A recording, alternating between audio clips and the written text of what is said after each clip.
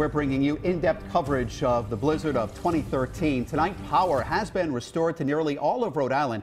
Meanwhile, communities remain busy with snow removal efforts. And as conditions improve, we're beginning to see more school districts resume classes. But we wanted to know how exactly officials make that decision. Eyewitness News reporter Mara Kennedy is live in the weather yard with more on what she's learned. That's right. With many schools still continuing to close days after the blizzard, we wanted to know what goes into that decision to close schools. Here's what we found out.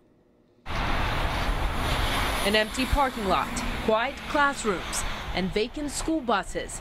It's another day off at Johnston schools. Today, a few people did call in and wondered why school wasn't in session today. Some parents may be confused why schools were closed again. Johnston has very few power outages, and Tuesday brought nicer weather. But Superintendent Dr. Bernard DeLulio says it's not always the current weather, but it's the aftermath that affects closings. Some of the roads are still not wide enough for students to stand off the road and wide enough for buses to pass through. So we made a determination last evening not to have school today, keeping in mind the students' safety. Officials say some parents were upset with the school's decision to stay closed another day. But parents, you can now rejoice. School is back in session starting Wednesday. We actually have our director of facilities out and about throughout the town, kind of assessing how the roadways look.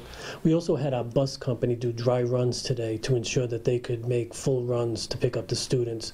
All of that worked out well, so we will have school tomorrow.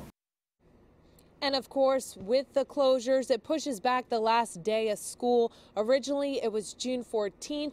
Now it's June 20th. Reporting live in the weather yard, Mara Kennedy, Eyewitness News.